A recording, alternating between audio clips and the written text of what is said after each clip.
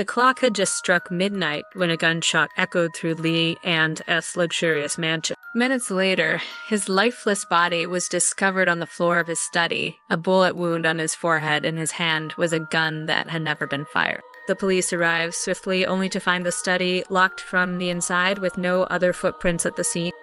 The clock on the wall had stopped at 12:05, as if marking the moment of death. On the desk was a torn piece of paper with a single word letter. "Is this a perfect locked room?" Murder Detective Gu Yang muttered to himself, his eyes drawn to a slightly tilted photo frame on the bookshelf. The photo depicted Liven and his business partner Lin Tayo smiling warmly. In the background of the picture, a small, familiar house could faintly be seen. Little did anyone know that this photo would unravel the beginning of an elaborate hoax. On the study floor, shards of glass were scattered in irregular shapes, as though shattered from outside. Yet the windows were intact, showing no signs of having been opened. Distant teared up, Go Queuing knelt down, carefully inspecting the shard.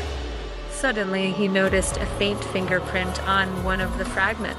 It is a left-hand fingerprint, the forensic report confirmed. And interestingly, the person must have been wearing a large ring rail there, as a faint indentation around the print. Meanwhile, Guy Queuing found an unopened letter in the study drawer. It contained a single sentence: "If anything happens to me, Lin Tango is the culprit." Lin Taso became the prime suspect, but he had a solid alibi. He had been dining with friends at a hotel restaurant, and surveillance footage confirmed his presence. Was this letter the victim and a final warning or a trap set by someone else? Guy Queuing returned to the study to re-examine the scene. This time, his attention shifted to the painting on the wall. It depicted a serene forest, but one of the shadows seemed oddly out of place. Approaching the frame, Guy Queuing pressed lightly, and the entire painting slid aside, revealing a hidden door. Behind it was a dimly lit, narrow corridor that led to a small secret room. On the floor were shredded documents, and in the corner stood a slightly warm projector. Someone was monitoring Lif and S every move from here, Guy Queuing murmured. But the question is, how did they fire a gun and vanish from the locked room? The air in the secret room carried a faint yet distinct scent of perfume. How familiar, yet unsettling. The truth was shocking. Wow, this wasn't a murder at all, but a meticulously planned suicide.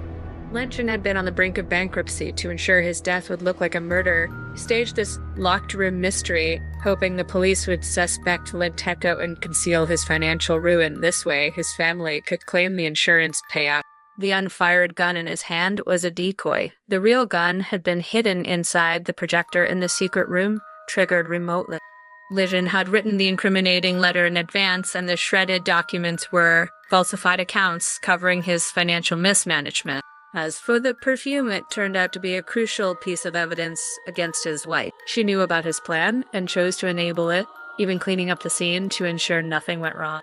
But the final flaw lay in the fingerprint on the shard of glass, left by the wife when she was clearing the scene. She had tried to protect her husband's legacy, only to entangle herself in his web of lies. So, the truth is, Hodio Kyukaing said slowly, this was a meticulously designed hoax. Leon S. death was the ending he chose for himself.